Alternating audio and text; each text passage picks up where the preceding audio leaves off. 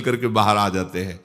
तो ऐसा है, योगी जन अपने प्राणवायु को ऐसे सूक्ष्म कर लेते हैं और संप्रज्ञात संकल्प 15 दिन, तो 15 दिन के लिए लीन। अब उनकी आप नाड़ी जांच करवा लीजिए, नहीं चलेगी, आपको कोई भी चेष्टा नहीं नजर आएगी जीवित है पर जीवित है।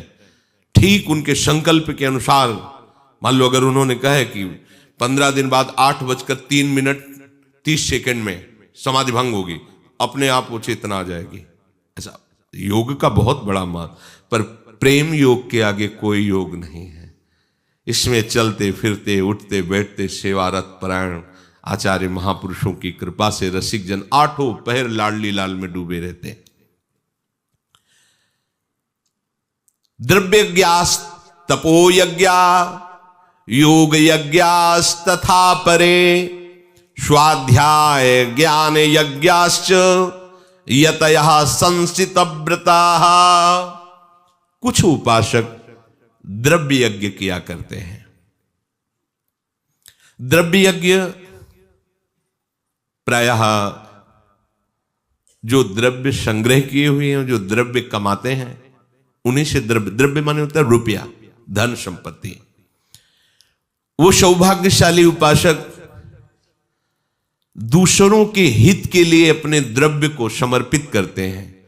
दूसरों की हित रूपी अग्नि में अपने द्रव्य की आहुति देना द्रव्य यज्ञ है। जैसे मंदिर का निर्माण कर देना, संतशाला, बहुत से संतों को वास मिलेगा, बहुत से संतों के वस्त्र व्यवस्था, भोजन व्यवस्था, वो बड़ी मेहनत से द्रव्य कमा रहे हैं, पर उस द्रव्य को यज्ञ में लगा रहे हैं।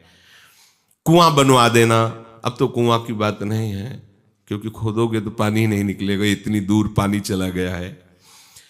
अन्न की सेवा, जल की सेवा, वस्त्र की सेवा, औषधि की सेवा, ग्रंथ की सेवा, द्रव्य के द्वारा ये जो सेवाएं हैं, श्रीपाद प्रबोधानंद जी ने, सरस्वती जी ने वर्णन किया है कि जैसे किसी को वृंदावन वास का योग नहीं बन पाया है, और यदि वो बाहर रहता है और अपने कमाए हुए द्रव्य से किसी को वृंदावन वास कराता है, वृंदावन वास में सहयोग देता है, अन्न वस्त्र आदि की सेवा करता है, तो लाडली जी उस पर इतनी कृपाल होती है कि उसे वृंदावन वास का ही फल दे देती है कि मेरे वृंदावन वासी की इसने सेवा की, वृंदावन वास का उसे फल दे देते। ये द्रव्य यज्ञ है। तीनों शरीरों सहित संपूर्ण पदार्थों को हित की भावना से लगा देना, ये द्रव्य यज्ञ कहा जाता है। धन को अपना मानना, अपने लिए मानना, यही बंधन का कारण है। धन को दूसरे की सेवा के लिए, अपने शरीर को दूसरे की सेवा के लिए मानना, इससे द्रव्य यज्ञ सिद्ध होती है। द्रव्य यज्ञ, जितनी भी संपत्ति आपके पास है वो यज्ञ के लिए है, और जितनी है उतने से ही बड़ी यज्ञ हो जाएगी, और कुछ करने की जरूरत नहीं है। एक बार मुदगल ऋषि नाम के एक महात्मा थे, वो सीलोंच वृत्ति से अपना जीवन निर्वाह करते थे। सीलोंच बाजार उठने के बाद, जो जहां अन्न की बाजार लगती है, बाजार उठ गई, किसी का अधिकार नहीं, वहां जो दाने गिरे हुए हैं, और शील, जो किसान की खेत से सब किसान ने अपना अधिकार पूर्वक अन्न ले लिया है, अब वहां जो दाने पड़े हुए हैं उनको बीन कर, सील और उंच, उनको बीन करके एकत्रित करके उससे निर्वाह करना, उसे शीलोंच वृत्ति कहते हैं। ये परिग्रह शून्य है, किंचन मात्र किसी का कोई परिग्रह नहीं माना जाता इसमें। वो शीलोंच वृत्ति से 2-2.5 किलो अन्न एकत्रित किए होंगे, उसको भुनवा कर सतुआ बना लिया। वो जरा जरा सा भूख मिटाने के लिए सतुआ लेकर फिर वो तपस्या करते थे।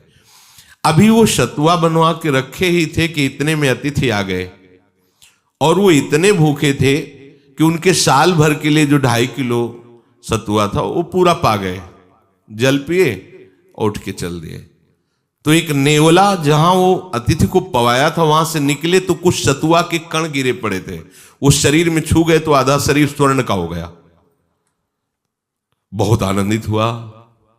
एक ऋषि मिले, उनसे पूछा ऐसा कैसे हो गया? बोले विशुद्ध यज्ञ हो गई उनकी, क्योंकि उनके पास 2.5 किलो ही था, उन्होंने सब दे दिया।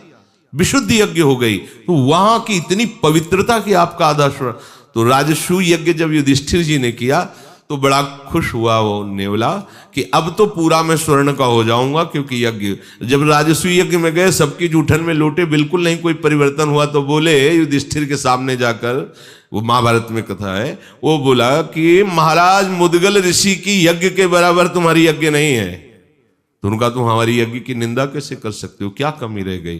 तब ये कथा सुनाई, तो ये उन्होंने सर्वस्व दे दिया, क्योंकि 2.5 किलो ही था उनके पास, अभी तुम्हारे पास बहुत कुछ है, चक्रवर्ती सम्राट हो, बचा कर सर्वस्व। ये है पूर्ण द्रव्य यज्ञ।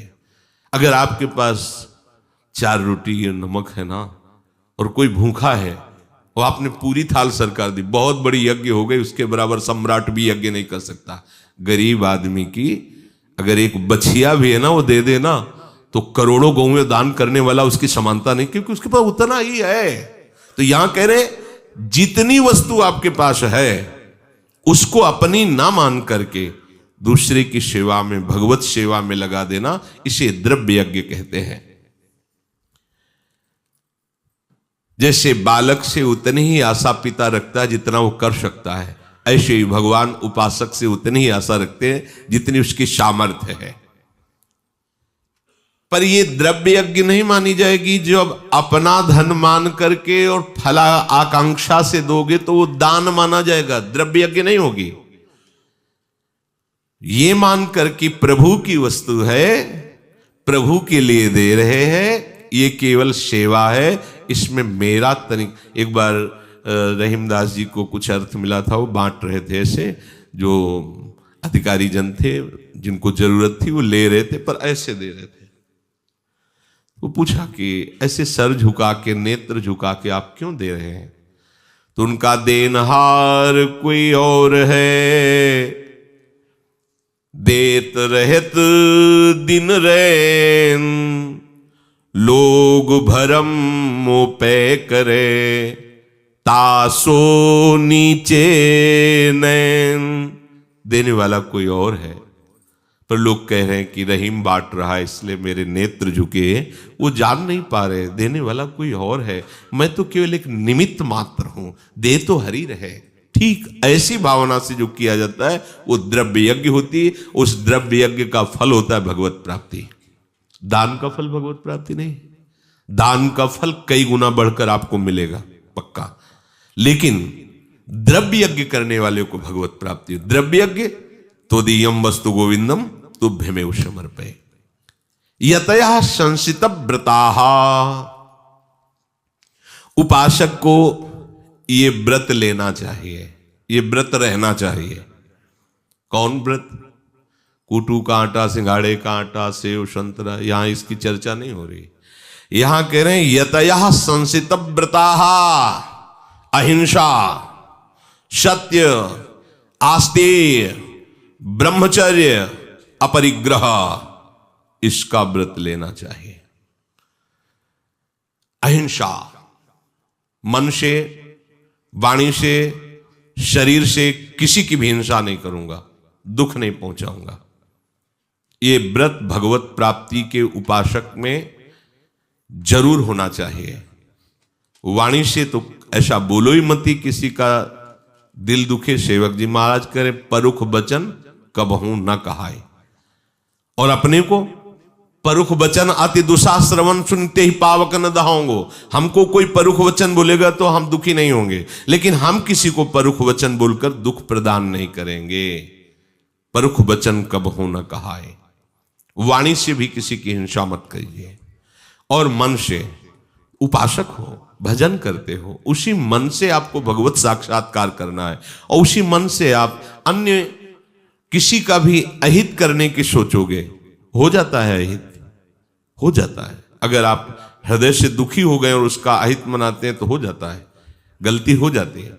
अहिंसा वचन से और मन से और शरीर से भी, खिलवाड़ में भी नहीं होना चाहिए। किसी भी जीव को खिलवाड़ में भी कष्ट नहीं। जैसे मान लो किसी बंदर के बच्चे को या किसी को फंसा लिया आपने, थोड़ी देर मनोरंजन कर रहे हैं, वो विचलित हो रहा है, मनोरंजन नहीं है, वो हृदय से भयभीत हो रहा। वो ये नहीं जान रहा कि आप विनोद कर रहे हो, वो हृदय से भयभीत हो रहा।